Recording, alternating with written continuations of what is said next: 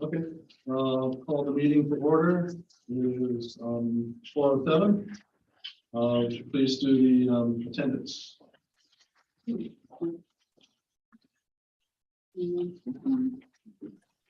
Here. Robert Tucker, Yes. Dennis Barnum, Present. Ignacio Alegre, Here. thank you. Sandy Anino, Here.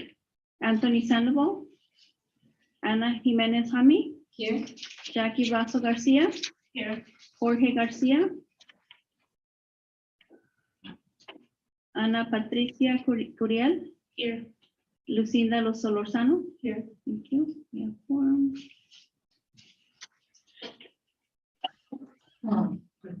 Okay, let's do the pledge of allegiance. I pledge allegiance to the flag of the United States United States of America, and to the republic stands which one nation under God, indivisible, with liberty and justice for all. Okay, this is the time for public comments for this part of the meeting. Are there any public comments at this time? Okay. Not seeing. We'll go on to the consent calendar items, which are regular meeting minutes of February 10th and the excused absences. First of all, do we have excused absences for this one? Anthony Sandoval was not able to attend, Okay, so and Jorge Martinez. okay, as the excused absences mentioned and the regular meeting minutes, may I hear a motion to approve those two items, please? I move to approve. Is there a second? I second. Any discussion on the consent calendar? Not hearing any. All those in favor, please say aye.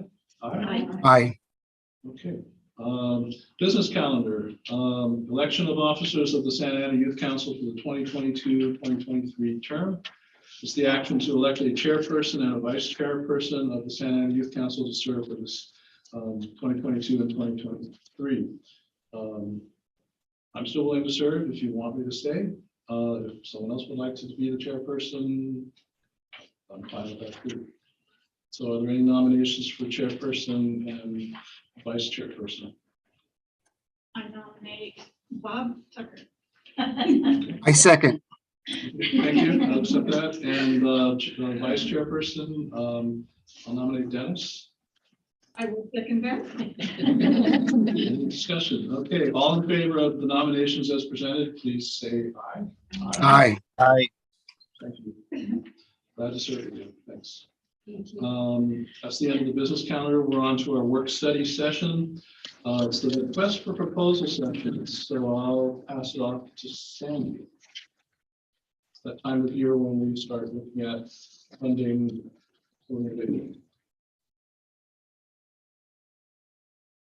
Oh, we went by that really quick. Thanks, everybody, for showing up. I wanted to make sure we had a full house so that we can chit chat. And it's not recording, okay. Here.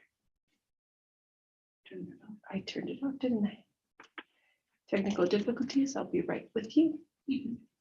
If you want to talk about our new board members and have them introduce themselves while I set it up. Welcome, and please say whatever you'd like to say about yourself. Oh, thank you. Well, thank you everyone for having me. I'm excited. This is my first meeting, so I'll be really interested to see how everything's run. A little bit about me. I currently work as a youth employment opportunity program specialist with WDB.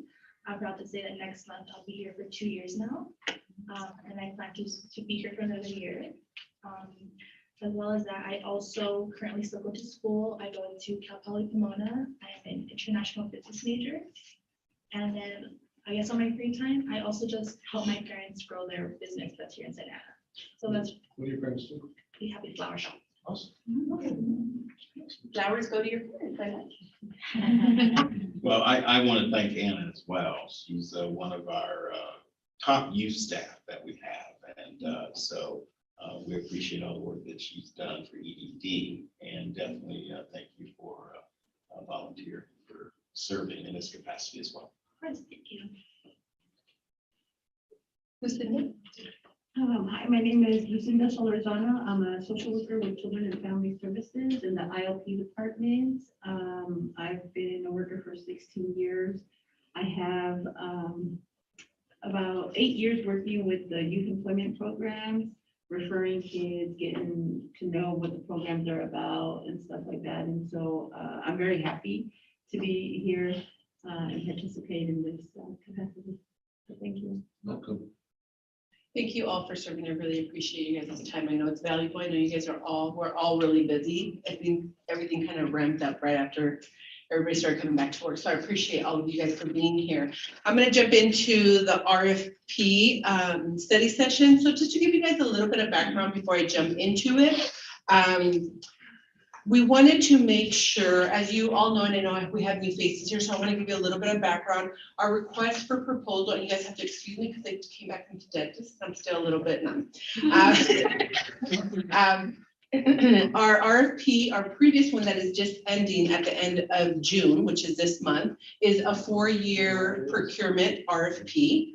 And so we're at the point where we need to develop a new RFP or update our current one, change it as we see fit according to the times. And we can decide, we will probably go for another 4 years. What we did this past 4 years is we put it out there into the community around the fall. And we had about 8 individuals submit proposals.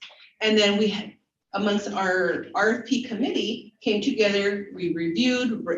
Thank you very much to our RFP committee, which we'll talk a little bit more. I'm gonna need one for this one too. They gave their time to reading all the proposals that came in, rating them, and based on funding, they were ranked 1, 2, 3. And then those that were at the top and the amount of money that we had, we distributed out to those particular individuals, which were Project Kinship, Orange County Children's Therapeutic Arts Center, and Orange County Conservation Corps. This obviously, we're going to open it up back up once we get all of your input and go over what is currently going on in the community, what's been going on, what happened with the pandemic, how that's changed our workforce. And then of course, all of the things that we need to make sure we have in the RFP regardless because of our funding strings attached to it.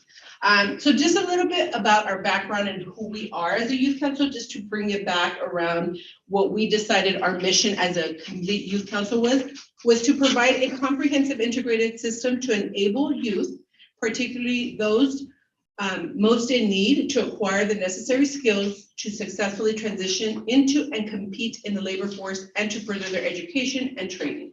That's our main mission as a youth council. And so we want to make sure to stay true to that as we develop our RFP. Obviously, how have we accomplished this? By developing our youth service provider network, which are the individuals that I mentioned earlier that got funded. The whole purpose behind the YSPN was to provide a stronger and more cohesive delivery system within the Santa Ana community, based on the all youth one system, no wrong door concept. So we wanted to make sure that our network, no matter where youth came in with any one of our providers, whether it was the navigator as a whole or any one of our providers, they would be told what we do as a network. So if a youth didn't meet their criteria, they weren't interested in the services that they were offering or the training, that they would connect with one of our network providers and hopefully do an enrollment through them also, and not be bounced around from agency to agency to have to inform them all over the services and orientation. And so the system focused on academic improvement, workforce preparation, and collectively offering the 14 program elements, which I'll go over in just a bit, of WIOA in a creative and interactive manner to youth participants. So the funding requires that we provide 14 elements, which I'll touch on in a little bit after I go over the WIOA requirements. One of the WIOA requirements is that 20% of our funding go to workforce, work readiness, work experience, paid internships, stipends, etc. We can't change that. That's a must, so that's going to be incorporated and has been incorporated into our RFP. 80% of our total enrollments need to be out of school youth, which is a little bit more complicated than just just them not being in school. But 80% of our total enrollments need to be out of school youth. There are additional program requirements that they're required to meet in addition to the 14 WIOA program elements, meeting all WIOA performances that I won't bore you with. But jobs, placement, credentials, measurable skill outcomes, things of that nature. And then, of course, making sure that the youth are connected to post-secondary education, making sure that the youth that have maybe left this high school, that we get them back into school, that we retain them in school if they are in school. And then, of course, making sure that our youth get into post-secondary education and or training so that we can provide a better opportunity for them. Sorry, going back.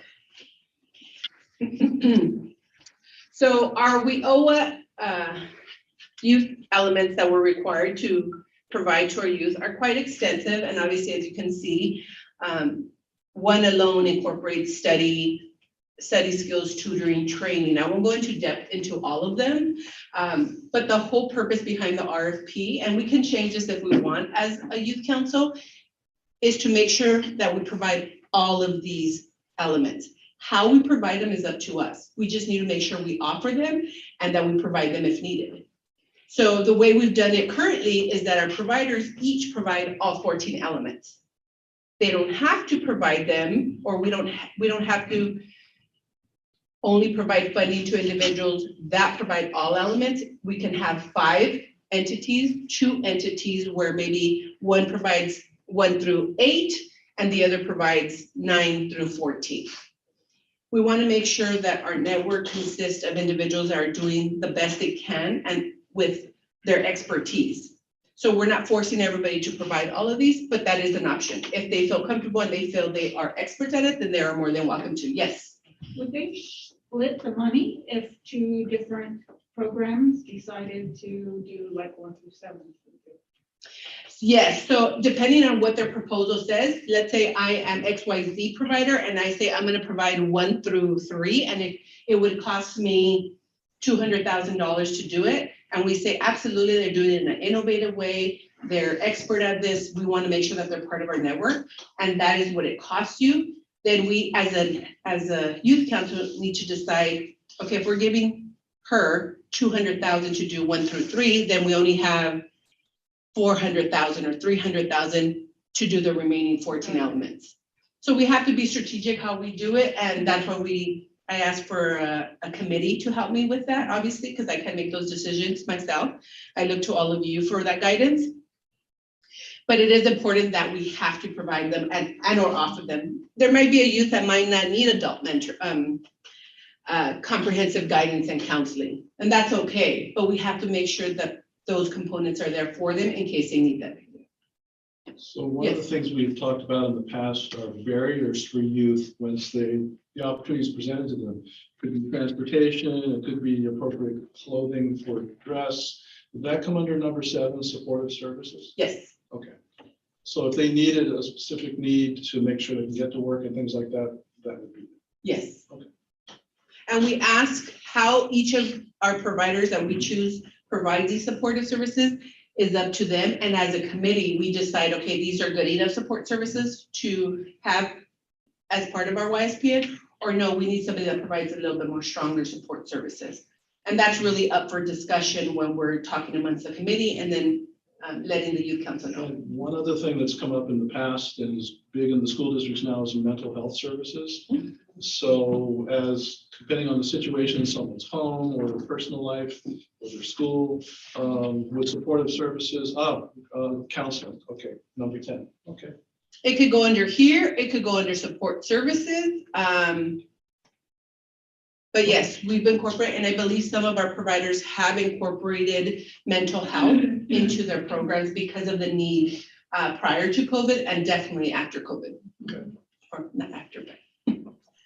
Excuse me, Sandy, are you presenting a PowerPoint or anything? Yes, Can you move the camera so I could see it or share it on the screen? are you able to turn on the camera? So we could see it? Just a question. If you can't, that's okay. Yes, she's gonna go ahead and try and switch it for you. And I'll be sending out the PowerPoint to everyone so that you have it. And actually, I'm sorry. have them here. If you want to grab one, thank you for reminding me. If you want to grab one and pass it down, I gotta make sure to put these over here because I I have a don't couple know of. if they're able to see it. Are you able to see it, Ignacio? Yes, perfect. Thank you so much. Thank you as well. Oh, Jorge's on. Uh, Welcome, Jorge. Okay, any other questions? Thank you, those are great questions. Feel free to ask questions as we're going, okay? All right. The other component that we need to make sure, which I mentioned earlier, is to make sure that our providers that we are providing funding for meet our WIOA measures, our performance measures. We are required to meet certain thresholds and benchmarks when it comes to employment. So the youth that are enrolled, we have to find them employment during and or after they leave our programs. All of these performances, with the exception of the measurable skills gains, are all measured within the 12 months after they leave our program. So it's important that the programs and the providers that we fund are strong enough to develop our youth so that they have the successful outcomes within those 12 months and or before they leave the program, so that they are retained in any one of these or all of these measures. So employment, medium earnings, a specific threshold for income they want to see amongst all of the youth. Credential, I think that's been our toughest hurdle. Initially, it was one of the easiest, but I think as they've gotten more strict with the credential definition and what is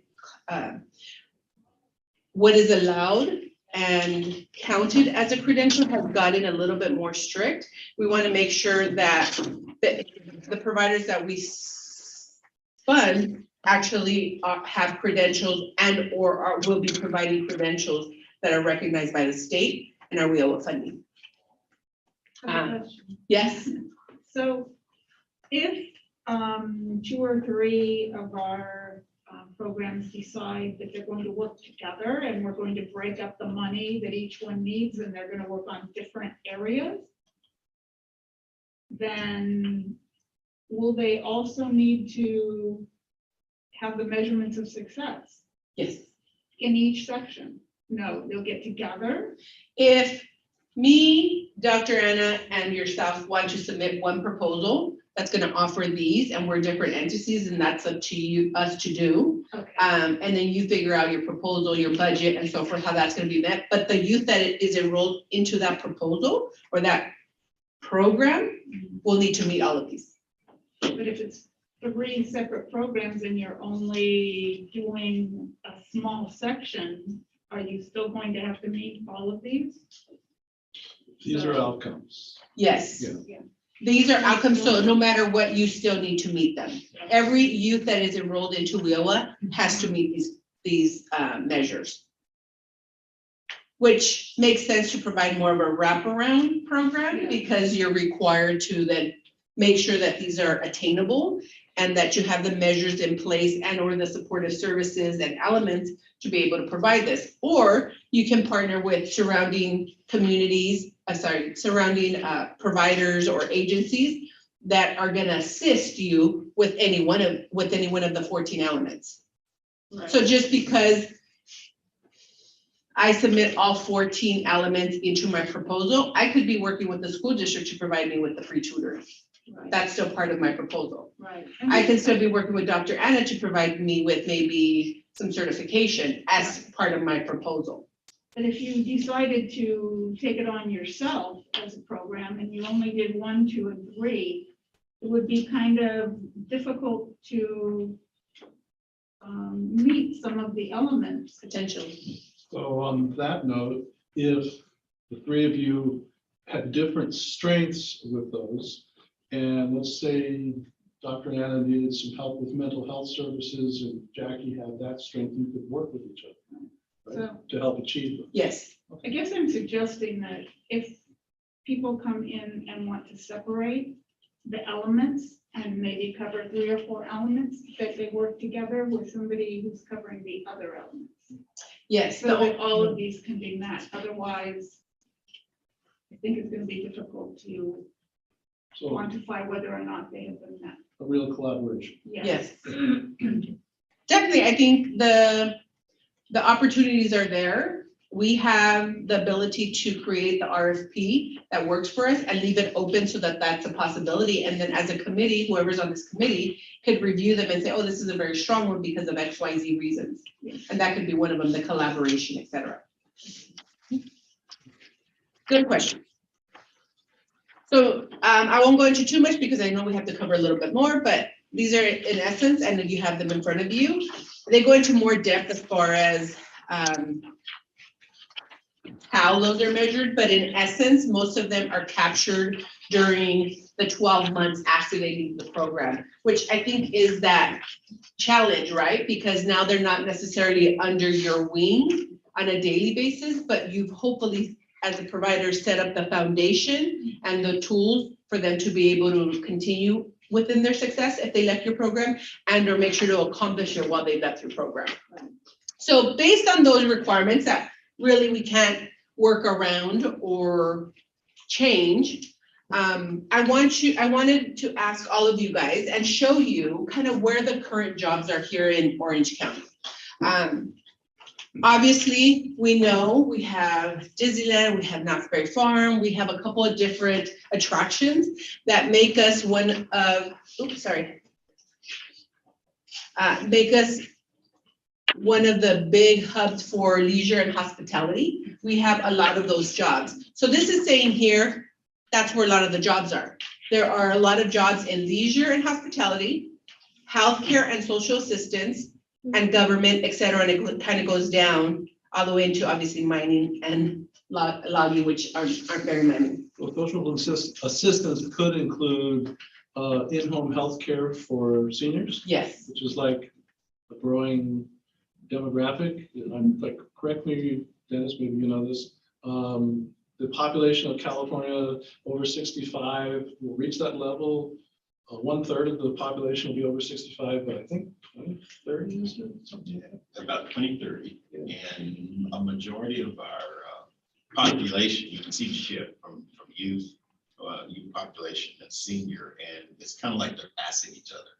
And so that's really important when it comes to some of those services. Yes. Not just here, but also across the country. I know in other areas of the country where that's a big Absolutely. push, and that's a big where jobs are there. And they are seeing in some of the research that I did, they are seeing that there are more older individuals that are going to be requiring the senior assistance or health aides. So that's something that is making these numbers shoot up. And also the industries. I mean, you look at the industries here, they're not necessarily in order, but where you're looking at our numbers here as far as who was employed in 2019. Remember, 2019 was before COVID. So the report that I pulled some of this research from was developed in 2021, January of 2021. So they do have, and I'll talk a little bit further on what they discussed with regards to the pandemic, but some of these numbers I think have and or are currently changing as the days go on because of the pandemic and what we're seeing the changes in our community and as a society as a whole. So I wanted to make sure to share with you, like, these are, yes, you can find plenty of jobs right now at Disneyland and Knott's Berry Farm, at a lot of the fast food places, at hotels and so forth. However, where's the money at? These are all great and honorable jobs to have. However, do we want to spend $200,000 preparing somebody for a cashier or any one of those services that I think most of, I look at Chick-fil-A and they're providing them with the food handlers certification and some training and so forth. So things to ask ourselves is not all jobs provide a livable wage in Orange County. And I think we're all aware of the fact that many of our youth, even our older youth that are educated and coming out of college, can't afford to live in Orange County. Unless you see Pair up. more people pairing up or more than pairing up into condos, apartments and others where they can because the rent's crazy. I think too, that maybe we shouldn't think of it as that they're all going to be working in Orange County and living in Orange County. This is a really good wage throughout the Midwest. Mhm. And it's a really good job for somebody to have if they're living somewhere other than Orange County. I mean, other Orange counties, it is what it is. Right, and I think we're seeing a lot of that where people are commuting outside of Orange County and are pairing up in in one home with multiple families.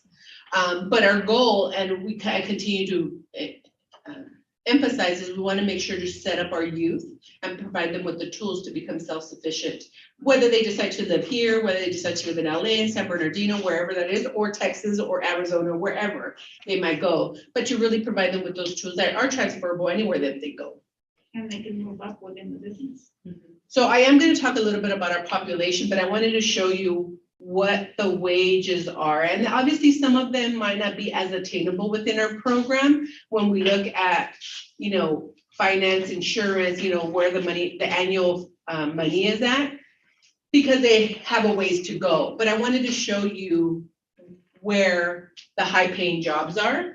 And if we're asked you, are we setting high enough expectations of our youth? I personally think that we can set the bar a little bit higher, but again, we're a group and I wanted to make sure to discuss that. And then also ask ourselves, is this accurate after the pandemic? Again, we're looking at 2019. Some of these numbers, the current numbers are not out yet or that I was able to find, but I wanted to make sure that we recognize it and also think about it when we're looking at the RFP. So where are the jobs going to be? Are we preparing our youth for future success? What do we want our programs to look like to be able to prepare them?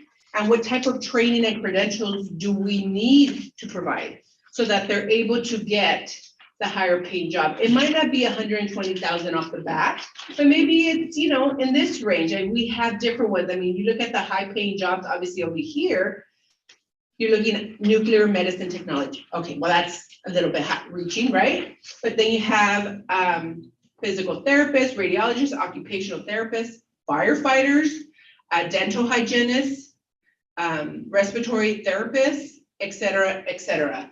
And more, and I'll touch on this in a little bit, they're starting to speak about where the future is going, right? So let's look at who we served in the last 4 years. And sorry, before I do that, let's go ahead and pass this down. I know one of the things that really comes to mind is, and it's not called out specifically on some of these numbers, it's the service work that occurs, service workers, plumbers. Yes. electricians, and those are some of the highest wage individuals. Yep. My plumber makes more than my doctor. Yeah, so yeah, And so those are definitely areas that they like, sometimes they're not called out in numbers specifically, but those are high-wage jobs. absolutely. And I think those are the types, I mean, you're looking at apprenticeships that could potentially be plumbers, electricians, a lot of those utility workers, right? That are high paying, that we really need to look at to see how we can connect our youth to those opportunities to get that opportunity to gain the experience, but also get paid while they're gaining that work experience. The first sheet that I passed out to you is the forecast for occupations and priority sectors in Orange County. I wanted you to take this away with you. Obviously, it gives you a little bit more detail as far as the occupations, where architecture is, art, design, office. But one of the things I did notice is computer and mathematical occupations are decent wages, and I'm going to talk to you guys in a little bit. Education is still high here in Orange County. Healthcare is always going to be a necessity, especially now more than ever. And I think there's opportunity there. But are we preparing our youth for this $15.99 an hour position, which is, I can go across with these little words, a psychiatric technician? Or are we preparing them to be a dental hygienist, which pays them $57,000 a year? So I wanted to kind of share this information with you guys and have you guys look at what we're dealing with right now in the community, but also look and acknowledge our population and what they're facing. if you look at, and I shared this with you guys in the heart, because I know sometimes it's not as easy to read, is what do we want to see as far as services based on the population that we've served? Most of our youth are basic skill deficient, as you can tell from the pie chart, which means what? They're having challenges with reading and math.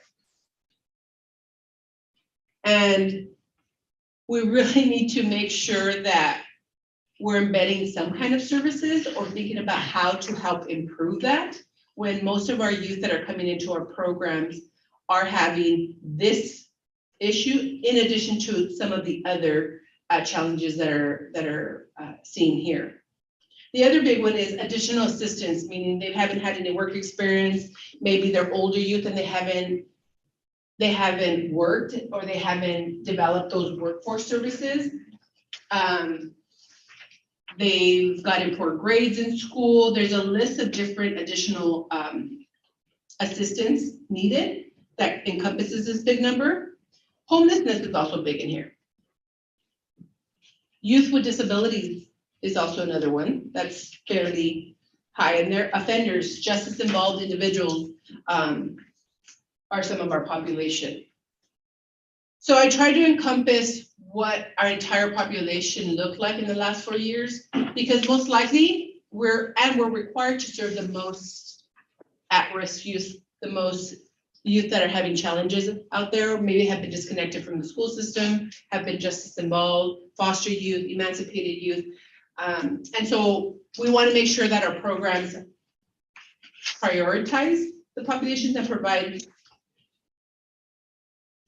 valuable services that will help them and provide them with those tools to be successful. Questions? The other question I posed to us is, maybe 1 year is not enough to be able to serve the most at risk. That's the other option that we have, is we develop agreements that are 2-year agreements. Yes. Wasn't it before 2 years? A while back, it was 2 years. You would follow the kids 2 years, and then basically a lot of the kids got lost, or they didn't know where they were at after like the second year. We still follow them for 2 years, so it's 1 year of intensive services that they have their agreement for. And then they have the option, we have the option of renewing their agreement for the following year. However, they're still required to provide follow-up services after they've left the program for 12 months. So within those 12 months, they're required to still follow them, contact them, make sure that they're still what they're doing, but they're not providing those intensive services anymore. They're doing kind of an update with them and saying, hey, how are you doing? Are you still at your job? Are you still going to college? Do you need a support service? Maybe you need an additional bus pass. Oh, I got in trouble again. I'm back, I'm incarcerated, or this is going on, or I lost my job. Okay, we'll come back and we'll try to get you a job and put you back out there. So there is those, but it's not as intensive as it is during the first year of services. Providing them with a 2-year contract means a little bit more money to be able to provide those services. And then we can decide how that would look also. Yes. So Sandy, I think it makes sense with a clause also that if the participants really improve within a year, that it's okay to, it's okay to exit them. But some youth that are really behind academically, that struggle, like some of the youth with disabilities, or homeless youth or foster youth, that they just, it's so difficult for them to come in regularly. They have so many challenges. They really I could see this really being helpful to these participants to give them the 2 years to accomplish bigger and greater goals, especially academic. Of course, the sooner they get a job, the sooner they enroll. I mean, all of those, deliverables or outcomes you want to continue to do. And once they reach some of these outcomes, or most of the outcomes, they could be exited, but some of them need the 2 years. So we could, there is that option. I know our providers are here too. Feel free to chime in on some of the challenges that you guys have seen with regards to youth in your programs and how a 2-year contract could help or not help. And I brought two of the current youth, for project kinship. I think it'll be nice to hear it from them to see what's been like some of their challenges along the way.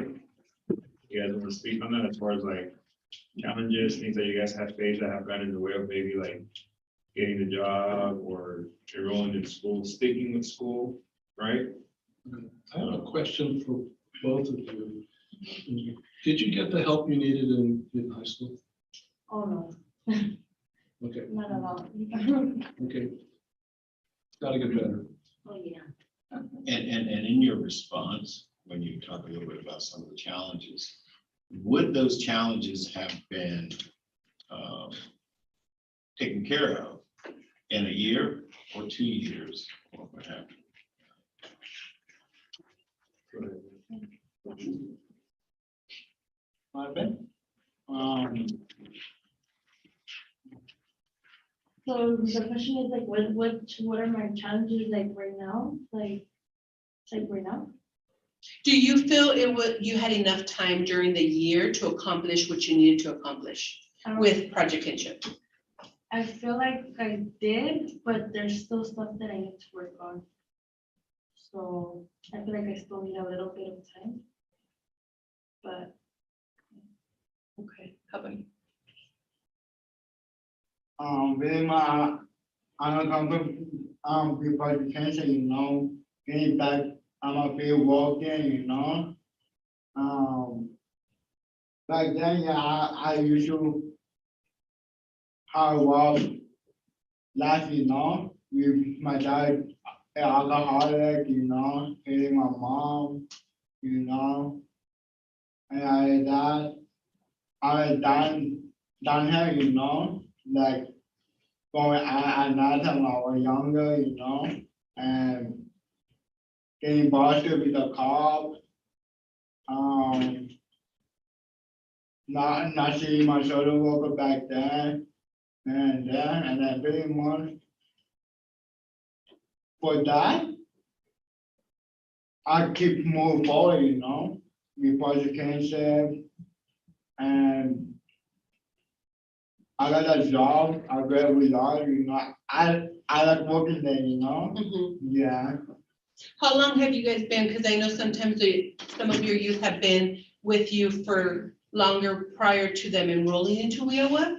Have most of your youth been only the 12 months, only the 6 months, or they started and then still staying So. with as far- other funding? Yeah, no, as far as, for Stacy and Miguel, I don't think either one of them was receiving services from Project Kinship. The groups are open to the community. We have a bunch of groups throughout the week on anger management, workforce development, transitional age youth, leadership. They take advantage of that. Even when I had just started and they were not in the program just yet, I would see them attend those groups. And that's again, that's open to the community. That's their choice. Prior to that, I'll let them speak on that. I've only been with Project Kinship for a year. But I remember, you know, their faces, them being in those groups week in and week out, and maybe knowing some of the other stuff, the other staff prior to me. And so just checking in with them and receiving that guidance and mentorship, which it was at no cost, you know. So we have a lot of our youth that maybe do not qualify for services, but we don't turn anyone away. You know, we're there for the mentorship, for the guidance, for the groups. And that in itself sometimes is just enough for our youth to just be hopeful and try harder in life. But you guys want to speak on like prior to the program that you guys are in with me, like if you were receiving, like what other support were you guys receiving from Project Kinship? So they helped me get ready to like look for a job. They helped me build my resume. They're also helping me looking for housing right now because I'm currently homeless. I'm living in my car.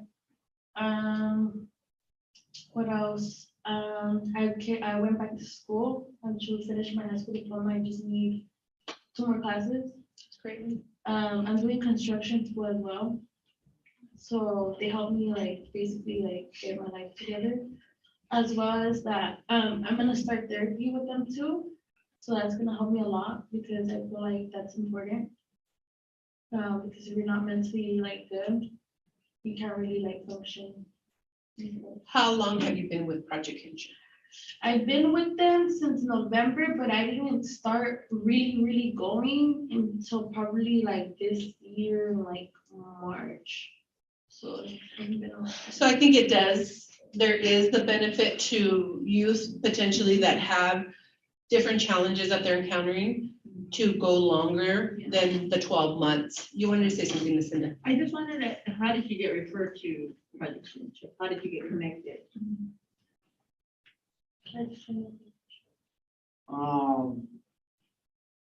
From pretty much after not from own possession, you know. We are the time we start to go to Project Cancer, you know, and then like pretty much in the beginning, last year I was in Mexico, you know, and then I came back in the beginning of the year. First thing I called it was Salvador, you know. Because he was telling me that he was about to cut my cash, you know.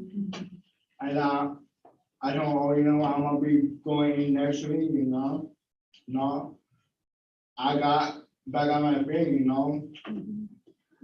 Working with them for a bit, and then in May, I got a job.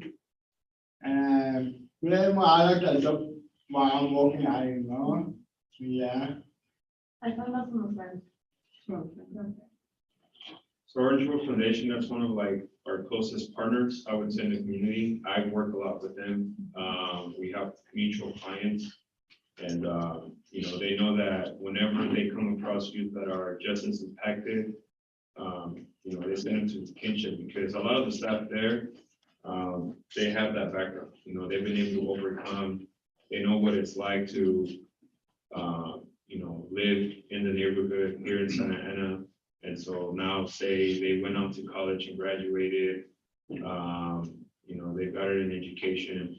And so a lot of the youth from Orange, just anywhere, you know, that know Project Kinship, they get referred to us. Hey, go check out a group.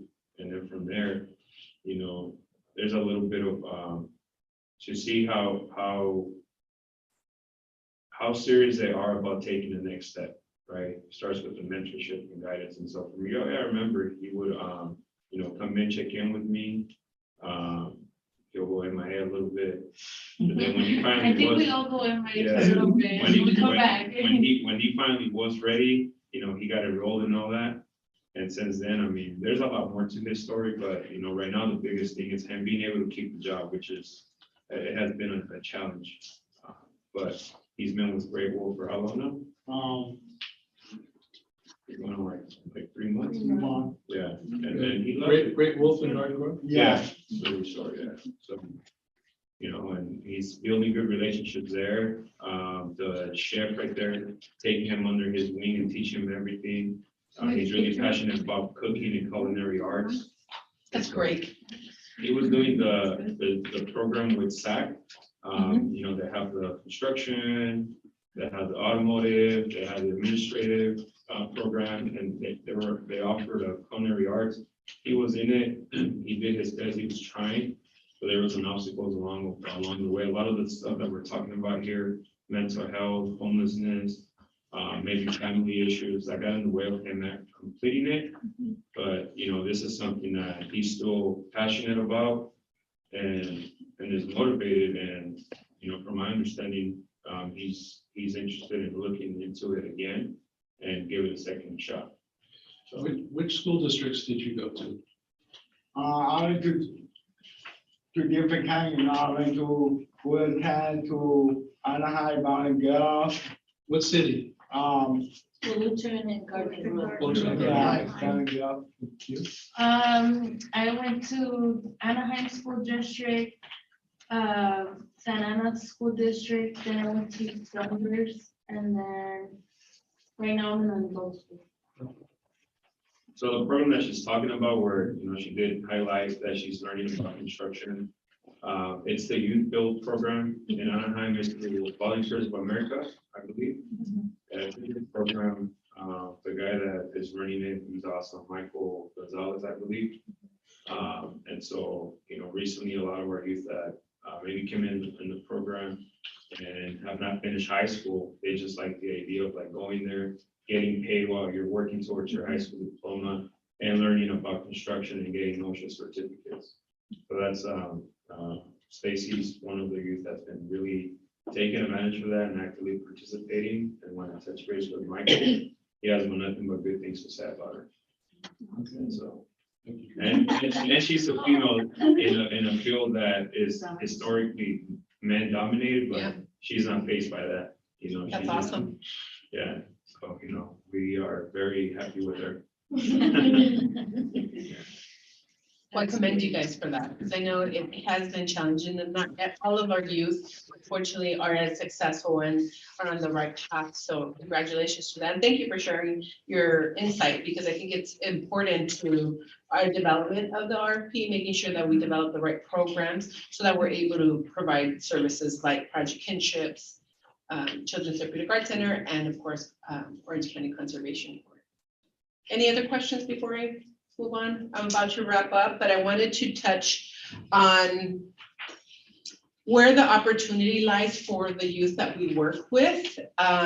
Everything that I've been seeing, the articles, the research, even from where I pulled a lot of the data that was 2019, that they provided in 2021, goes to technology and the opportunity for our young, even our seniors, but in general as a society. Either it's finding a new career, getting into a well-paying career. But as I delved deep into it and I saw, I personally am not as knowledgeable as I would like to be with regards to, artificial intelligence, data science, software engineer. When I see those words, I kind of go cross-eyed because I don't know. I know it's coming up. I think of robots. I think of Will Smith's movie. I think of things like that. And so I'm like, let me find out, because I know there's opportunity there. I've heard about the Google certifications that are being offered now at the colleges. I know I've been trying to work with the high schools to see if we can bring them there, maybe partner up with them to provide some of those services to our youth.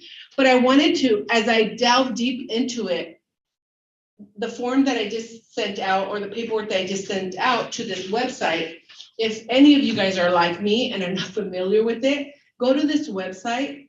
It has a depth of information on each one of these areas, and it tells you what data science is, what the definition is, what jobs can you do, how it's being used in society, what those pay, and the different levels within each of these areas. When we look at data science, it talked about anomaly detection, automation, and sorry, that's a misspelling, decision-making, typo, decision-making, classification, forecasting, pattern detection, recognition, recommendation. Then you look at artificial intelligence. That was probably one of the biggest information that I found. But we think of, and I try to give the definition of it, but if you're anything like me, I think I didn't want to get too technical. And I wanted to provide you with what is artificial intelligence. Everybody knows Siri, right? Everybody knows Alexa. We know Others, how bad autocorrect is. yes, exactly. We know about self-driving cars, right? We know about email spam filters, Netflix recommendations. That's all artificial intelligence. And there's so much that goes behind that, from security measures to developing the software, to providing information, to doing data collection. These are all job opportunities for our youth. Many of the very entry-level positions are within months of accomplishment as far as the credential goes. And we don't want to train young people for jobs that are not going to be there anymore. This is coming. It's leaps and bounds. It's not just when you check out of the grocery store and you do a self-check, it's much more than that. So not only employees are going to be displaced by this, helping them retrain, but our young people need to know what the jobs really are going to be. Don't train for something that's going to go away. Right. Many of the things that I saw were information. Many people think, we're gonna lose our jobs to robots, we're gonna lose our job. And that's not the reality, because a lot of the systems in place in any one of these areas need us to either provide the information, develop the software, maintain it, provide security behind it. So we're still gonna be needed in a different capacity than having to carry up all these pounds of things for an assembly line. Maybe we're now manning the machine that's carrying all these things in the assembly line, or fixing the machine that does that. And so I think that's something that we really, and I would like to see, I think, for our youth to know and really know the different facets of technology and where the opportunity is going in the next 10 years, because it is coming and it's already here. And everything I looked at, with the exception of this website, gives you pieces of it without giving you the whole picture. And really where to start, but it provides you even with the training available, what you need for any one of these areas and the various occupations that are embedded into any one of these areas. You were gonna say something, Bob? Another question, are there companies that we can partner with locally to help with this? I do have a meeting with an individual that is doing this with a lot of the CEOs here in Orange County. And I'm gonna talk with her. I know she was part of the education system too, that I wanna find out how we can maybe connect some of our youth to what they're doing, because they're working with a lot of the local CEOs and the private companies to embed the youth, but provide them with that career awareness. And seeing how we can maybe model that within our RFP, or even offer that, or connect the youth that are gonna be enrolled in our YSPN. Because before the meeting, Sandy and I were talking, she was asking about glaziers. A glazier is someone who does window repair. And it's actually a large industry. And I said, well, I know this company in Orange County that's actually a national company called Milgard Windows. They would, maybe if you just asked them if they would have taken on youth to learn how to do window repair. I mean, Hands-on. yeah, so there's some of these Great companies, idea, Robert. Yeah. yeah, some of them just need to be asked. Yes. And I think that's where our providers and the individuals submitting the proposals, I want to really make sure and challenge anybody who submits a proposal to really delve deep into this and look at potential industry recognized and state recognized certifications that we can use within project management, data analytics, digital marketing, e-commerce, IT support, cloud computing, cybersecurity. Cloud computing, I found within Amazon. Amazon offers free training in cloud computing, from finding out what it is, to providing actual workshops, to training, to offering paid training and certification in cloud computing. I have no idea all the technical words behind it, but I did learn that it's not just about saving my pictures. It actually has so much more capabilities.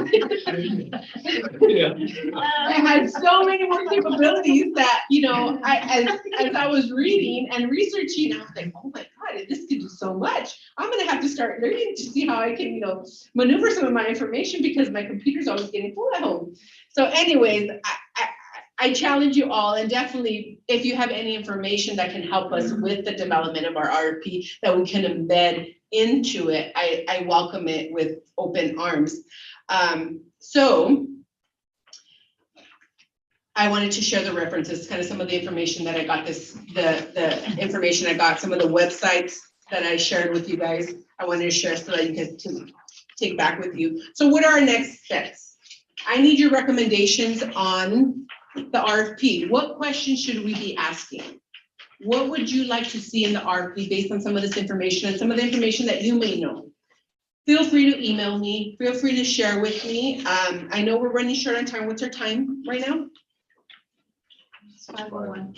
Yeah, so I want to make sure that we go to our reports, but I want to also obtain any feedback, but I wanted to provide you with some background, some information, some data, so that you're able to share with me. I need a subcommittee from this group of people. So if you're open to being on the subcommittee, Jackie, Bob, anybody else? Sandy? I'm open. Ignacio. Sandy, I believe it's only like 2 people can be on the subcommittee. Otherwise, it will be considered like a meeting, and then because of the quorum. Okay, so let's see, Bob. Jackie.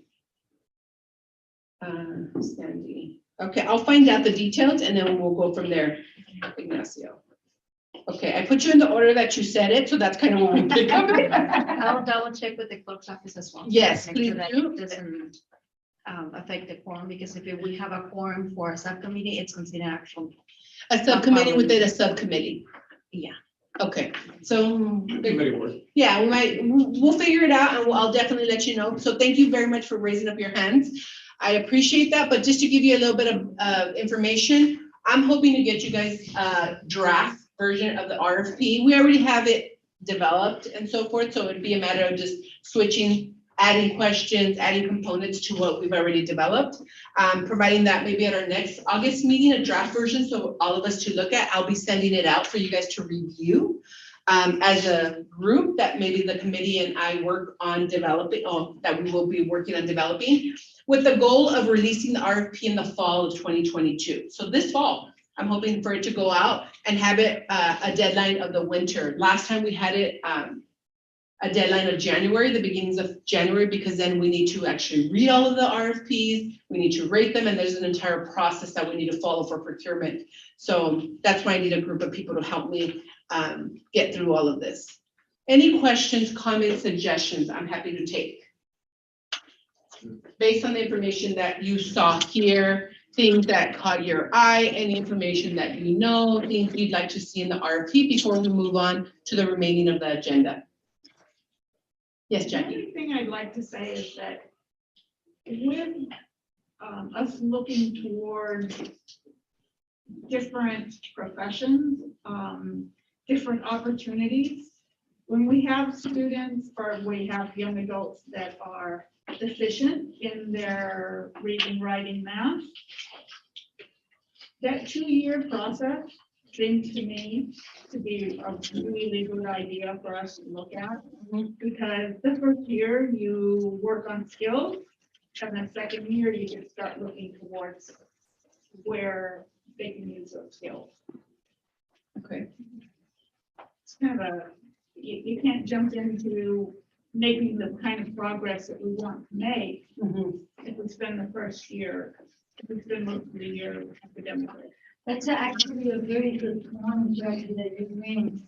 So, I mean, it doesn't have to, but something like year 1, focus on improving their academic skills, and year 2, finding them jobs. You see what I mean? So, because sometimes what happens is that you have to do both, but you don't have time to do both, especially if they enter into the program late. But if you can focus on academic skills, I mean, not that they won't continue the second year in academic skills because they're gonna need the 2 years, but more the emphasis year 1, and then more focus on finding really good jobs during the second year. That, I like that. Yes. And then, so just clarification, so like in year 1, would they get the incentive pay? It's Do up to the academic? It's up to the proposal. So programs can be developed where it can be a work and it could be we can pay them while they're learning and then we pay them for their work experience. It just Right. depends on how they develop their proposal and how they want to put out the services. So they have the option, but not everybody pays them. Maybe they give them a stipend for the learning portion of it, and then they provide them with paid hourly work experience, the second part of it. So really the providers have the flexibility to do that. What we've currently done right now with individuals that need more time or youth that need more time in the program is we carry them over to the following year. And we don't, the thing is that we don't count them for the new enrollments, and maybe that's something that we change now. Right. Instead of not counting them towards the new enrollment, we continue to count them for, as part of the new year enrollments, so that they don't have to find one more youth to replace that youth, but they're still focusing heavily on the one youth that's being carried over into the new year. I think it's a good idea. I mean, again, if they are getting paid while they're learning, because they need the money, and remember, again, it's just an idea that if that first year, they're focusing mostly on academic growth, and they're getting paid for learning, so they're not so stressed about the money, they are getting paid. during year one, but in year two, if they find a job, that's a really good job. I think it's important to continue to pay them to continue to learn if they still need to acquire some skills only for the learning, because at this, during year two, if that's the model that we want to use, during year two, they already have a job, they found the job in year two, but they still have to improve some academic skills. And so they should get paid for continuing to learn, even if they have a job outside. You see what I mean? Only Yeah. because it's an incentive for them to Yes. continue to grow academically. Otherwise, once they get a job, they're not gonna wanna come back. You know, but if there's an incentive to pay them, and so they can continue their academic growth, especially if you want them, because some of the youth are gonna want to have a job, but maybe part-time, so that they can enroll in college during year two or even year one, but they need that academic support. So I think it is important to put in the budget that, yes, even if they find a job in the community, to pay them so they can continue to come back in year two for academic. We It's can pay just them, an but they idea. just have to be doing Yeah. something within the program. So we can't Right. pay them for them to work somewhere else. Like, Right. let's say they got a job at Right. McDonald's, we Right. can't pay it. But if they're coming back,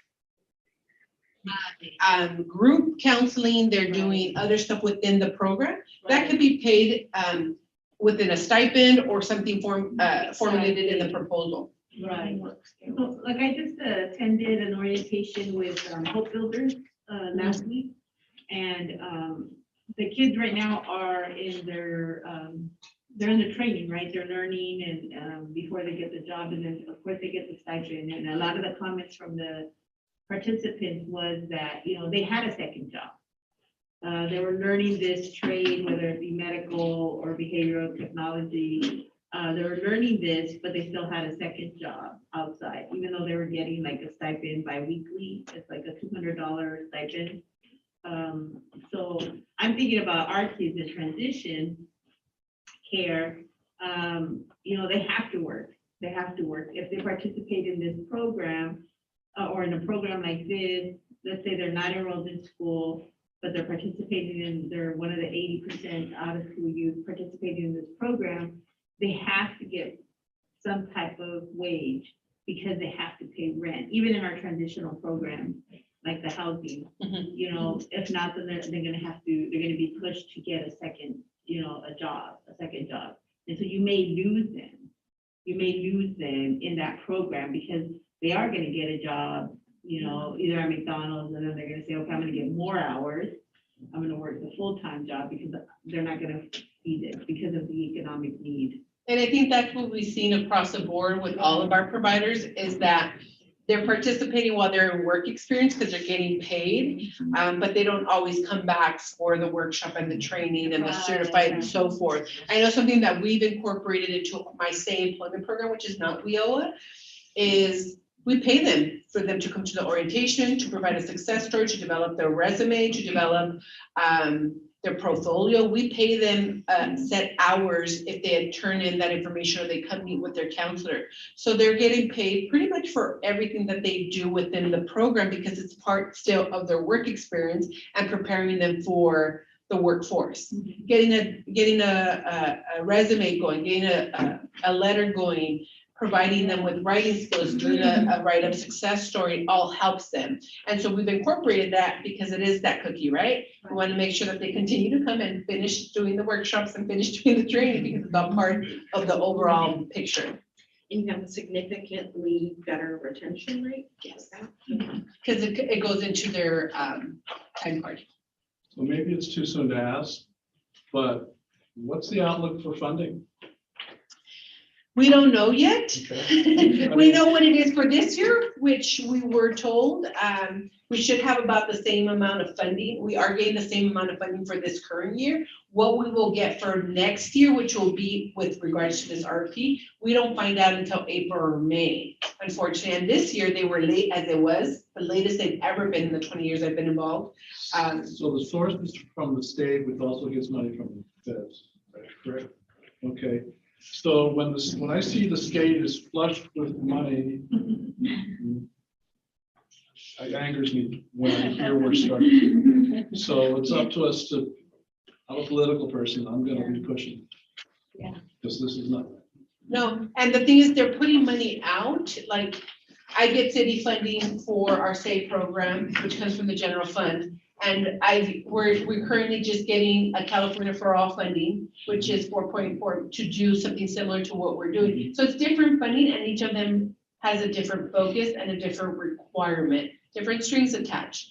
The unfortunate part with WIOA is that it has quite a bit of strings attached to it, So the and they next, limit us. the next time I hear a politician say, it takes a village, prove it, show me the money, you know, next Yeah. time. So, okay. And you know, unfortunately, every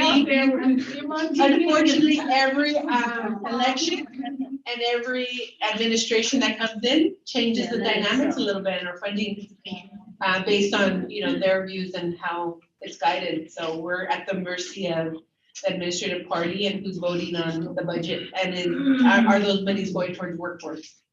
So. You can't combine monies, can you? Someone can't be getting some WIOA money and. They do that some now. other Money? They do that now because I think any For one the of these, same kids? well, any one of these providers have in-kind funds that they get either through private funding, their own fundraising, or other funds that they may receive. So would there be like other grants and that the same individuals, the same participants can use two different funding sources to add to some of the, you know, hours maybe that they're working or paying for some of the other trainings? You can't be a good employee unless you've learned how to be a good employee and taken all the coursework. It just depends on each agency and what funding streams they have and they've applied for, that they combine with their, within this procurement, it's only WIOA funding. If they apply for other stuff within their proposal, most of them all have in-kind because it costs so much more money. And so we also look to that too, that they're self-sustaining without WIOA because WIOA is not rich. Right. And so if we're unfortunate, if we could, we'd love to fund them all at 100%, but their staffing and the programs that they provide sometimes require that they have one person at 20%, another person at 40%, another person at 60%, maybe more work experience, like Orange County Conservation Corps may be provided by additional private funding or whatever the case is, and they make it work. You're saying it is possible and to use the same participants. And that Yeah, would so not if affect I the have WIOA one, money. yeah, if I have one youth that maybe is being enrolled and my WIOA program is providing them with 3 months of work experience, but I have private funding that can provide an additional 2 months of work experience. In addition to that, they can. I mean, it's better for our kids. Well, thank you so much. That kind of concludes my presentation and my info study session. I love the feedback. The feedback does not have to stop at this meeting. Please email me, call me, let me know after you digest the vast amount of information that I provided you. Look at the cost, look at the different occupations. If you know of any certifications, any trainings that we can embed into it, any questions that should be a requirement in the RFP that the proposers need to answer, please shoot them my way. With that, I will hand it. To the YSPM, you're Yes. back again. So very quickly, because I'm sure you guys are done hearing me, we've been working very diligently monitoring providers.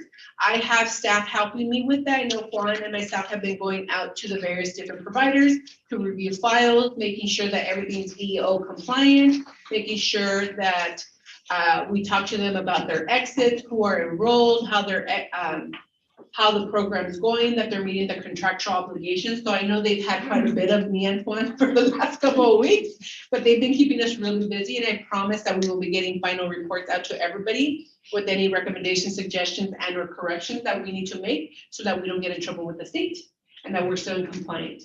I forwarded over quite a bit of emails with regards to training on Cal jobs and so forth for any new staff. Please look at it. And I know they just had a meeting this past Tuesday with staff to go over certain things with regards to the monitoring, compliance, and questions. So that's kind of it. I'll hand it over to whoever's next. Okay, Orange County Therapeutic Arts. Okay. Yes, hello. I mean, I'll try to be fast because we run out of time, yes. So the first report will be our follow-up summary. So as you can see, from 2020, 2021, we had about 17 youth, which 4 were carried over. From all of those right now, from the 17 youth that we have, 14 are either reported or in school. 1 participant is a funded participant at OFSAC. Another participant is also part of OFSAC of the wraparound program. The 2 participants are in retail, one Kanan, and the other one Echo Down Thrift Store. For schooling, we have 9 participants that are attending school. 1 youth is currently graduated from Santa Ana College, and 6 participants are taking classes in Santa Ana College. 1 participant entered into a 4-year university that will be Cal State Fullerton. And 6 participants obtained credentials, which those we consider the high school diploma. And 1 participant obtained the general office clerk certificate. So you see the figure number 2, those are our charge work of for our follow-up from 2020, 2021. The next paper will be our 2021, 2022 summary. That will be for 2021, 2022 year. We had a total of 21 participants. 16 of them were out of youth, 5 of them were in school youth.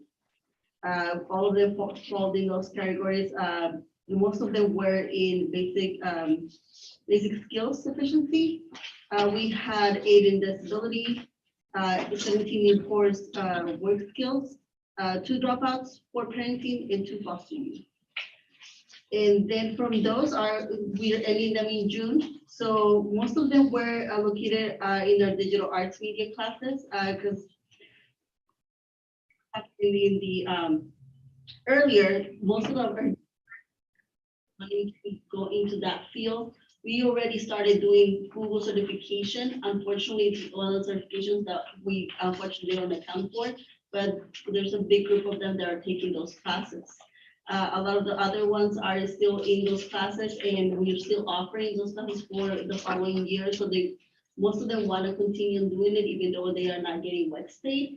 But if there's a way for everything to change for the following proposal, hopefully they can get a little bit more, because that's how they'll get also their work experience and they'll go into that field.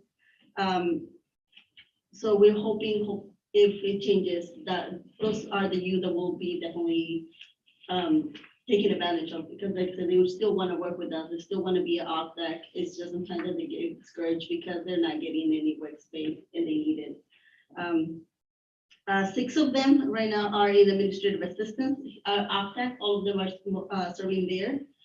And then we have 1 that is in child care. They took the classes too, and they're still continuing taking those classes. So as you can see, we have the placement update for our 21 youth. 14 of them are either employed or in school too. 1 of them is employed at Walmart. 1 of them is employed at Little Caesars. The other one is a general logistics system. The other one is working at Ethica, and the other one is working at a logistics company. In terms of schooling, 10 participants are attending school. 3 youth are in high school. 1 of them just got enrolled into continuation school. 5 youth are enrolling in community college. 1 will be Golden West, Santa Ana College, Saddleback College, and Santiago Canyon College. And most of them are from that group, they are going into digital arts. For our 1 participant attending a 4-year university at Cal State Fullerton. And then we have for credentials, we have 2 that obtained high school diplomas this year. They graduated. 1 participant also obtained a forklift certification, and 2 participants are still currently in credential process. I mean, we're hoping that they will complete all this by their follow-up year, but as I mentioned, because of funding, they wish they could do more and get the WEX, more experience, so we can help them out for future jobs. Hopefully that could change in the future. Question. Yes. Regarding barriers, which is every organization deals with barriers. Are you getting the support you need from different county organizations to help with barriers? Where do you get support? For our support, when it comes to barriers, I mean, we provide the tutoring ourselves. Okay, So we have a Sid tutor and that's how they get so us. it's in-house. Okay. Within the house, that's where we get it. So at this moment, they are, or because of the year ending, they're on the test, state test, so that's how we track their skills. Mhm. So all of them right now are in the process, so that's why we don't have those numbers, because we haven't finished the testing. We're hoping to end it before they exit on June. But it's all in-house that we do mainly, Okay, all the training. yeah, I visited your site before. You do great work. Thank you. Thank you. Other questions for Children's Therapeutic Arts Center? Okay, let's go on to Orange County Conservation Corps. Hello, everyone.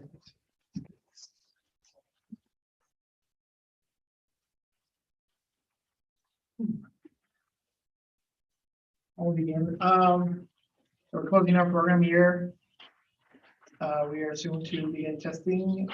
We have 14 that were basic skills deficient on both subjects. So we will start testing and make sure that it's done by closing year at 6:30.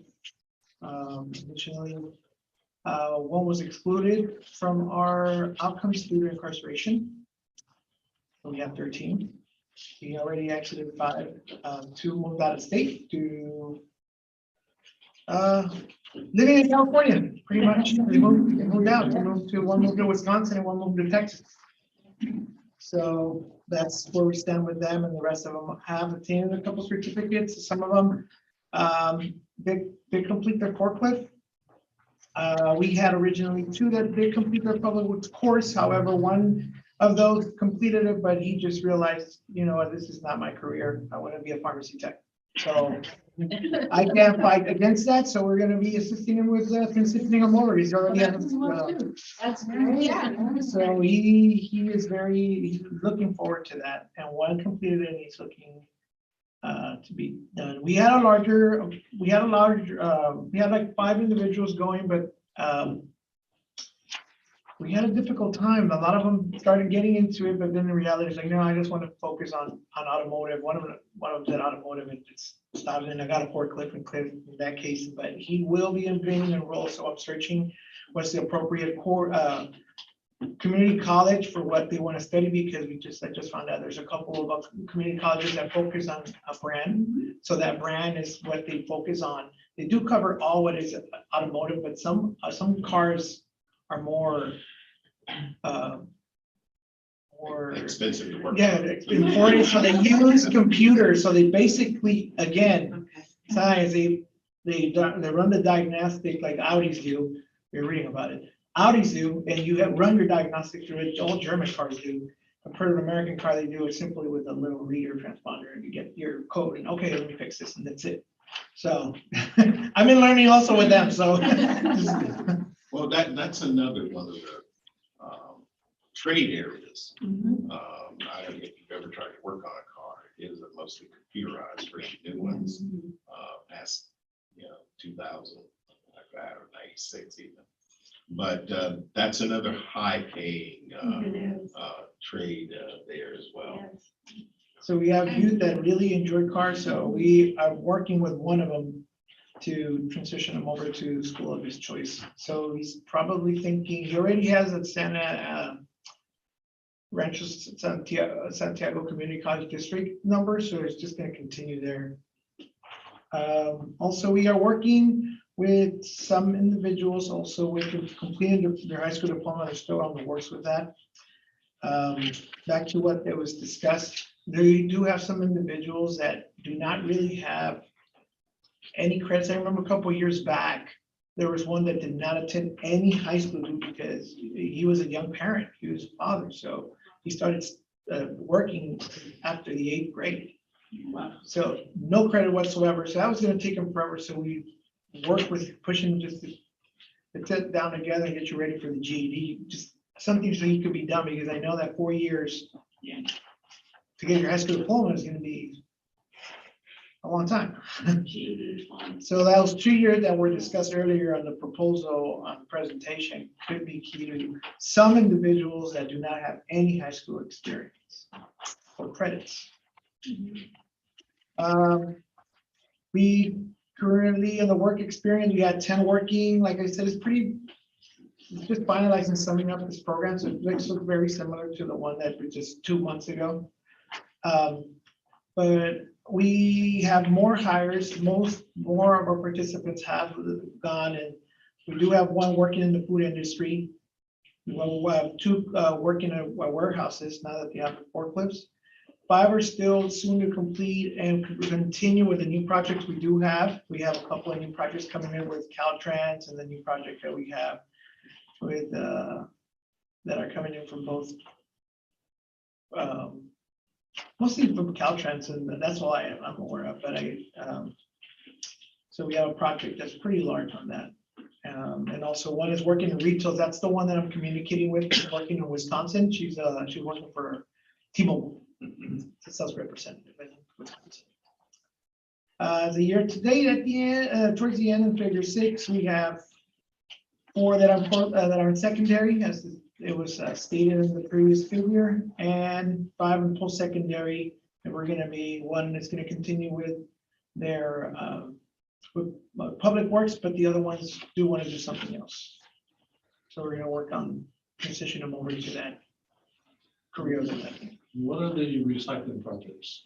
The recycling projects are pretty much we go throughout the community with our sponsors. We have Disneyland, we have the city of Huntington Beach, also the city of Irvine, and you collect e-waste and also e-waste is collected throughout the community largely because they release chemicals. So those chemicals need to be recycled and protected from the e-waste, and also there's our usual cans, bottles that are sorted. And then we also have our program, our recycling center in Irvine. Jorge Martinez was there for a while as a supervisor. So it's just where we sort out, instead of we do the sorting, the cart member does the sorting. You just take your bags. You don't have to sort anything, they sort it for you, and you get reimbursed through the state recycling program. We do build customer service skills there, and now we're open. Now we're from 9 to 4. It used to be from 10 to 4. So that's where they build customer service skills, and also projects recycling. This recycling department really goes out there and provides community awareness on recycling oil.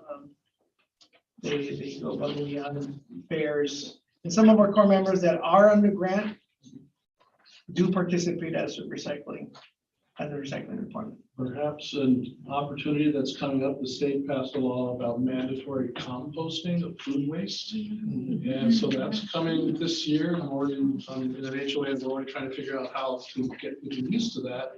And some of the waste management companies may be looking for some help. A lot of Northern California already implemented it, although it law since decades ago. I think it's just maybe Now it's a state law. brainstorming with them to really here now that it's all state law. You all are going to have to be used to composting food waste at home. I think it's gonna take I a think it's different great. process. We don't change quickly. do No, we? we don't. No, not Dark Road where I live. But anyway, that's another story. Thank you very much for your, Thank you. you guys do amazing work. Okay, let's go last but not least, Project Kinship. I just want to run that's on the report. I did this up in here. I put it in review and you kind of throw up the format. Second.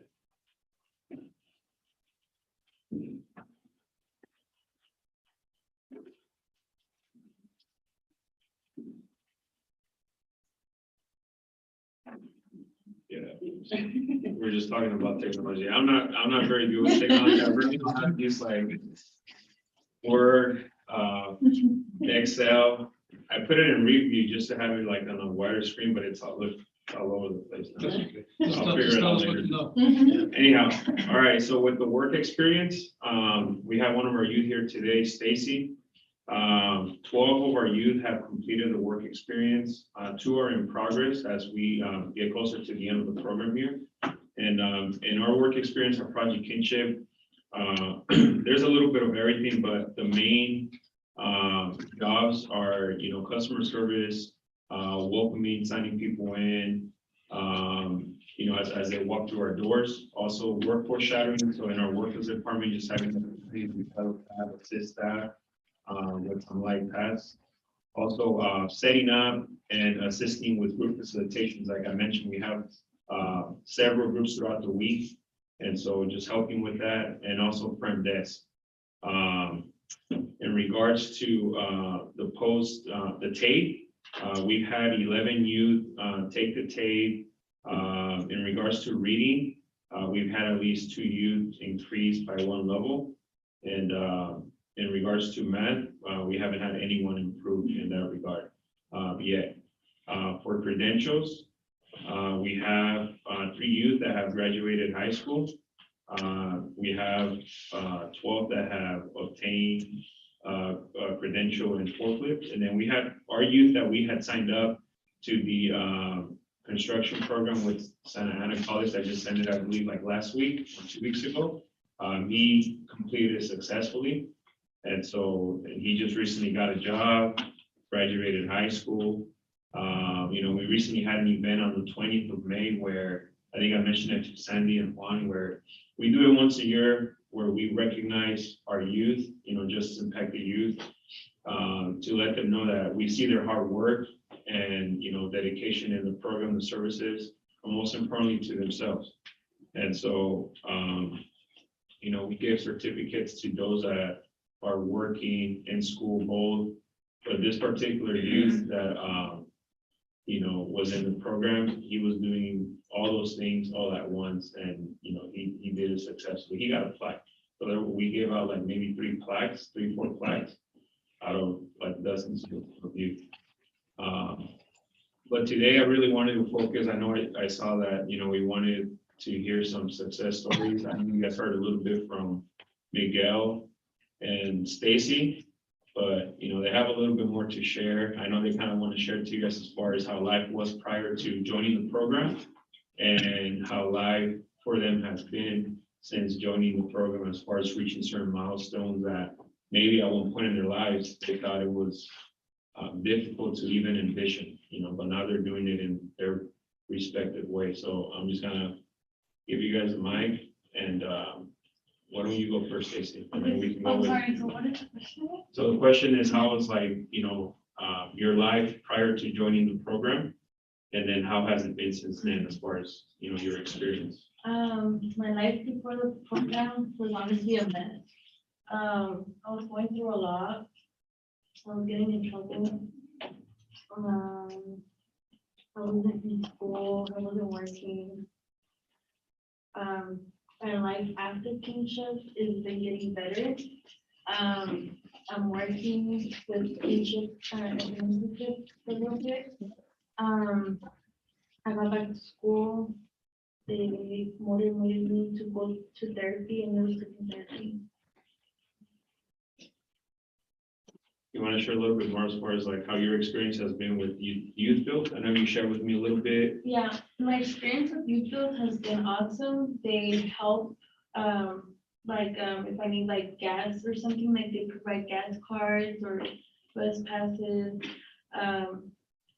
The environment at the school is like a house, so like you kind of feel like you're at home. It's not like a school environment, it's like a school, but in the house. And like everybody, when everybody has to do the work, everybody goes to their little room and stuff, so, yeah. And they actually care and stuff, cause, yeah, they actually care.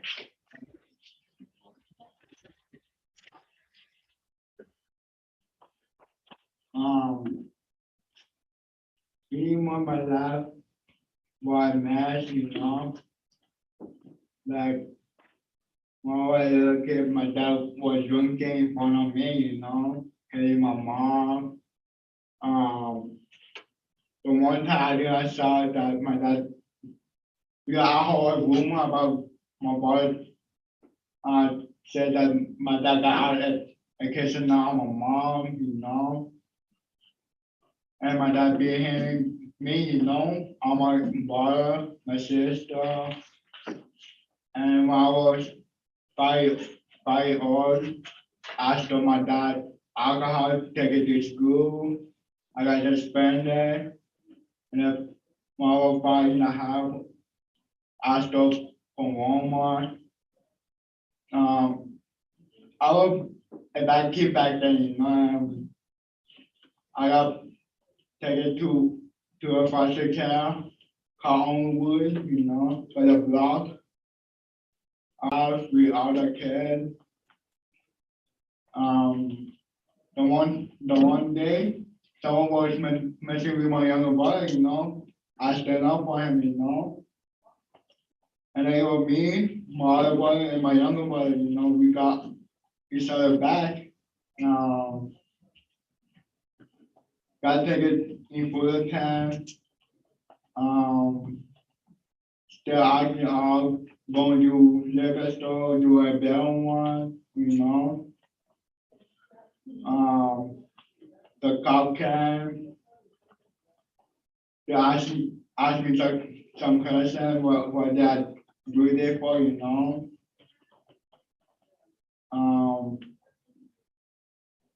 Foster mom was being rude to me, she was hitting me, And out of that, all my anger, I was really angry, with my anger. And not going to school. When I was getting older, I almost got a pocket down my dad, And I was taken in for my first time. Like the letter, someone was making with my younger boy, and I got out to protect him. I got taken in again. And I went to Santa Ana College for 2 years. I dropped out because my teacher told me that I need a doctor now.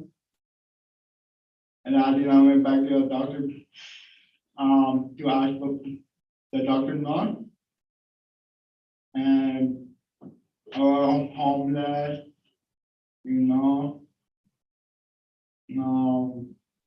I went to home with my dad, they helped me to get a place. When I got taken in again to jail, just want to go to public cancer, I went to public cancer. I did 4 times, that they closed my case, but the last time I went at my airport bed, and first thing I call you a public cancer, I was talking to Sal, I told him, hey, what I was in Mexico, and he told, oh, can you come next week? I said, yeah, And I being more with public cancer, I told my life on going to Santa Ana College for community class, but I stopped because other people that I was being there for me, have passed away,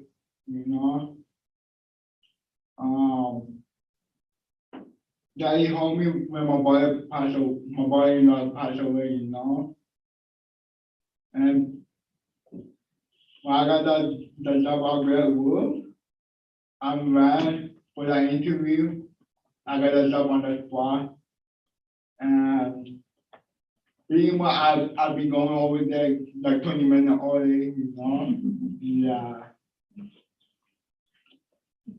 That's It's great. punctual, guys. You guys are early before the trip starts. So. What are you doing at Great Wolf again? This was helping to set up party, Yeah, You really like what you're doing there? yeah, That's great. I'm glad. yeah. That's good. Okay. So will you get your younger brothers over to Project Kinship? Yeah, Yeah, he's been trying. I met his little brother. But one thing that I've learned is that, it's on their time. Yeah. We're there, the doors are always open. Yeah. But honestly, it's when you're ready, Right. and he was ready. Like he said, he's lost a lot of people since joining the program, sickness, shootings. But he's still pushing forward, and yeah, he's very resilient, and I know he has a lot more coming as long as he keeps the right mindset, like right now, so. Congratulations to both of you.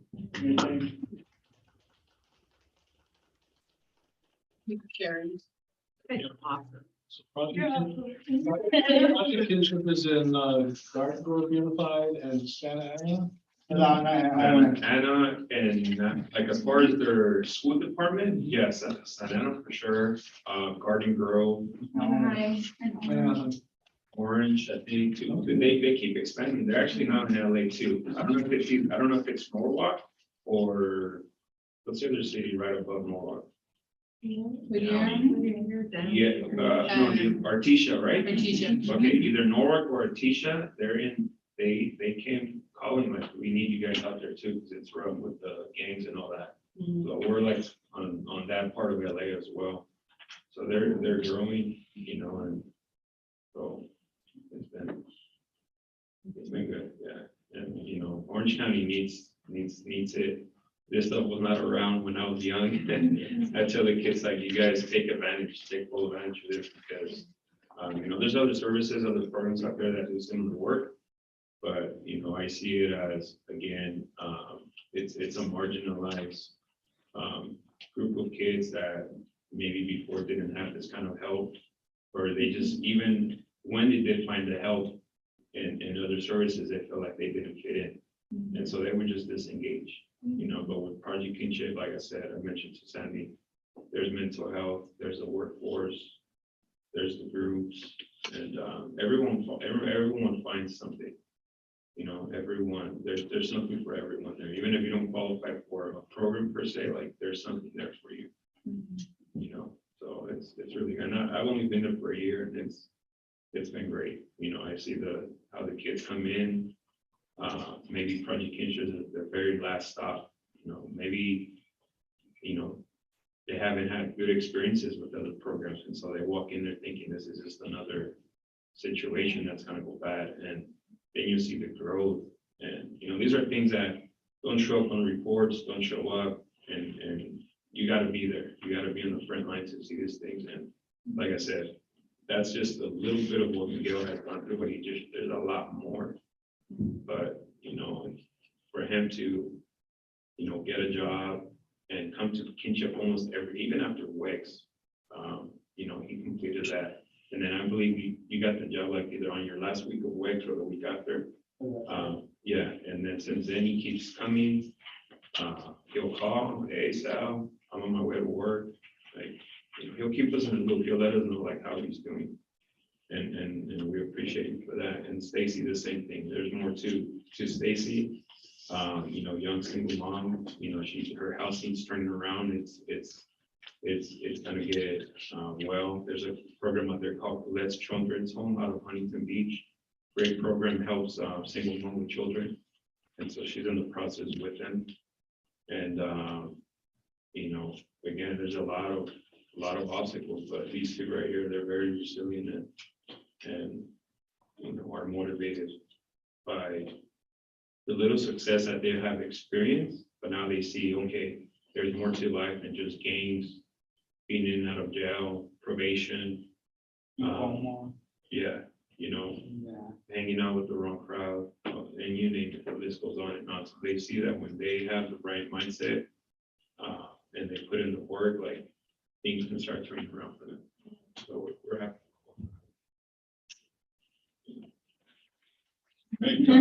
Great job. Thank you for your great work. Very much appreciated. Okay, we'll go on to last one. Staff member comments. I did want to just thank everybody for, especially our providers. We're at the tail end of our program year, fiscal year. We are putting agreements for not extension, but renewal of a provider agreement to council this next city council meeting. So they are gonna go to council for approval. And hopefully we'll have new agreements come July, but I did want to thank them for all their hard work this past year. And also a special thanks to Project Kinship. I know they're not coming back with us next year, but that doesn't mean they're not still part of the network. Although they decided to not accept the funding because they're transitioning with their fiscal provider, I believe.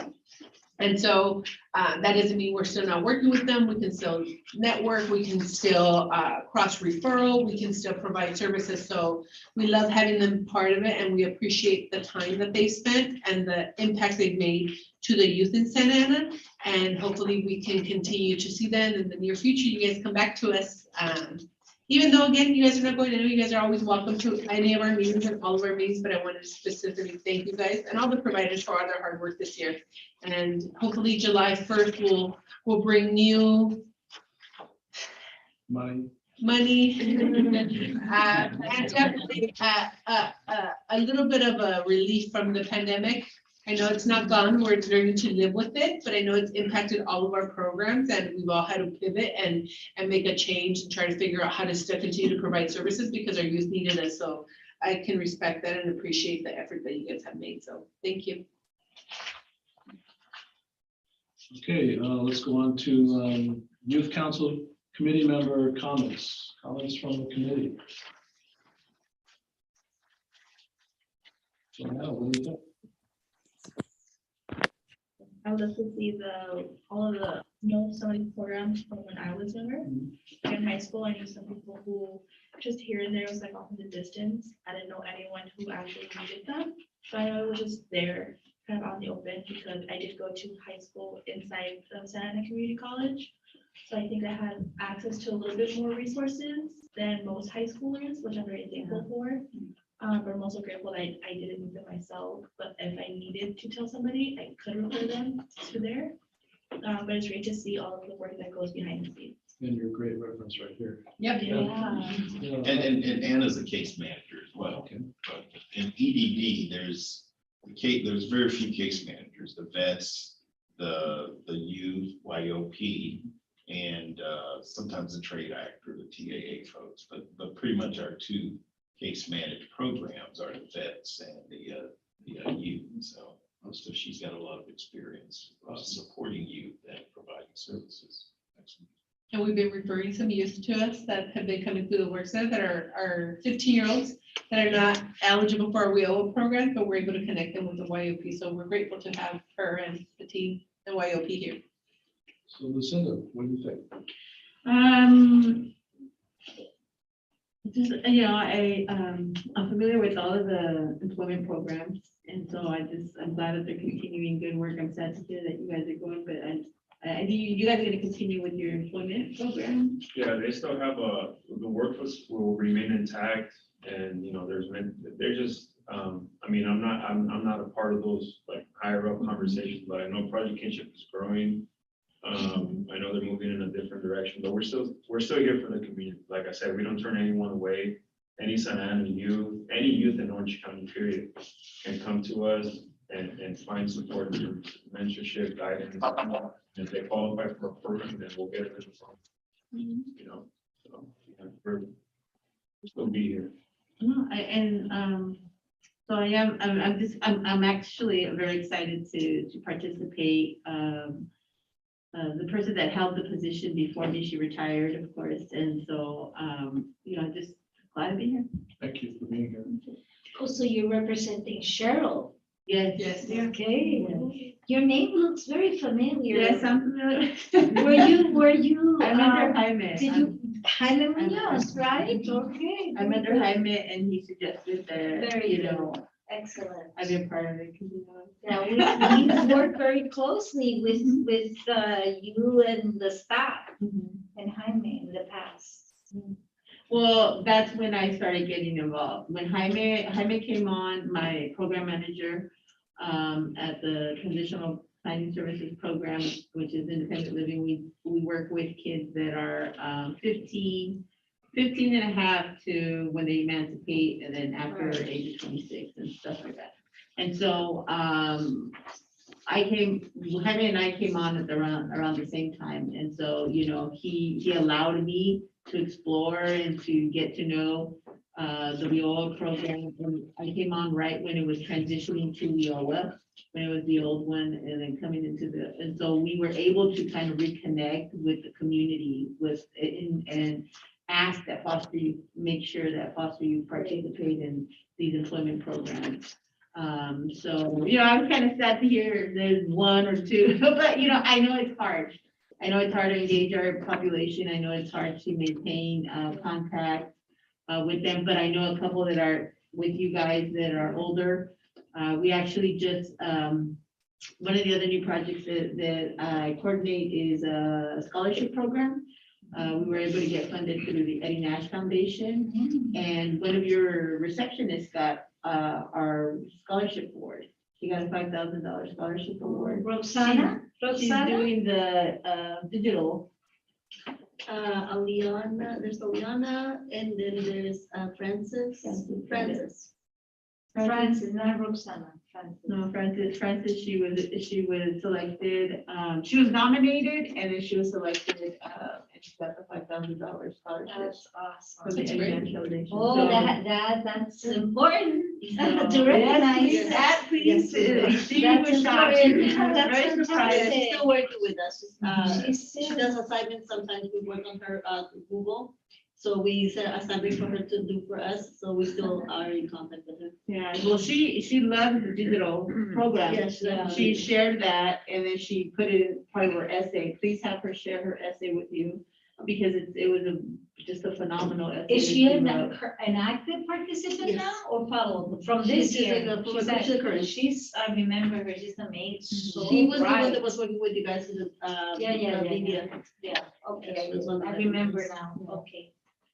So I'm just glad, it just, from where we were back like 8 years ago to see it flourish and be nice. And plus I'm a Santa Ana resident and I'm also politically involved.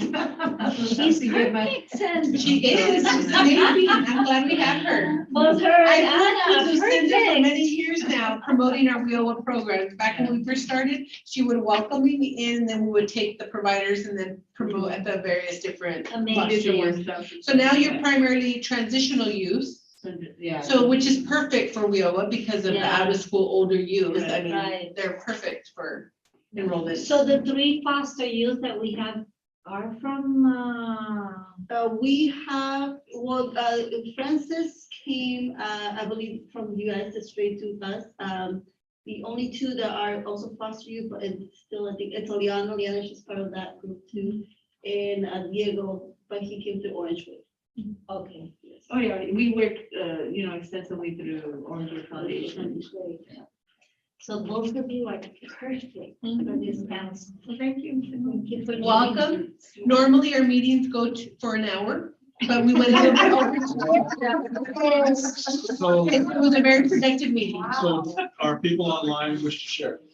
Jorge raised his hand, but then he lowered, so Jorge, do you still want to? It was a very entertaining conversation. I didn't want to interrupt. But I just want to say thank you regarding the participant with the different stages and process. It's very good. It's going to be like a masterpiece, with the work in progress. Other comments from committee members? The only comment I have is, I know you talked about money a little earlier, Bob. I know the state and EDD did announce an award today. Nancy Frias, our director, 1.2 million to an entity that is going to provide services for ESP related services, the special programs. Awesome. I think the entity was ICF. So some of that money will trickle down, I'm sure. But with EDD as well, we're just for the providers. Don't forget about some of the opportunities with the state of California. There are quite a few right now, and there's hiring all across the state, different agencies, EDD in particular, that workforce services. There's lots of hiring. So for the providers, if your folks are at that ready to work stage, then by all means, please keep those. in What mind. type of positions? Employment program representatives, these are people who do what we do, basically, serve the public. Disability insurance program representatives, Department of Motor Vehicles, our labor market folks, and that's just in one agency, one branch.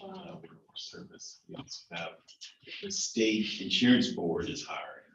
I've actually lost 2 or 3 people to them, and but state insurance board and a bunch of other. Well, that's good to know. We just need to know the skills that. Majority of them are public service skills where you're interacting with the public, Okay. administrative type opportunities. And those are the ones that I'm aware of. I'm sure there's others that even go further beyond that. We have those all kinds of, Caltrans has been hiring quite a bit in the last year as well for a number of things. I think I lost the staff at Caltrans as well. How would those jobs fit in with our youth that are like just as impacted? Maybe they have a couple of things on their record. Yeah, so some of those are friendly, justice friendly. It just depends on what they're gonna be doing for the state. And, you know, I mean, the state doesn't necessarily discriminate against people who are justice involved at all. And it just depends on what they would be doing. And just my closing comments, thanks for all that you do. And I just want to share a classic story that many of you have heard before, the starfish story. That story is ladies jogging down the beach, a big empty beach, and thousands of starfish are washing up on the shore, dying. And she comes across this little girl who's picking up one starfish at a time and throwing it back in the water. She walks up to the girl and says, "What are you doing that for? What possible difference can you make?" She reaches down, picks up another starfish, throws it back in the ocean, says, "I made a difference to that one." So all of you are making a difference, one person at a time. Thank you for your work. Thank you. That's it. I promise to get you guys out of here in an hour next. Thank you for staying the whole meeting. Where's the dinner? Thank you, everyone.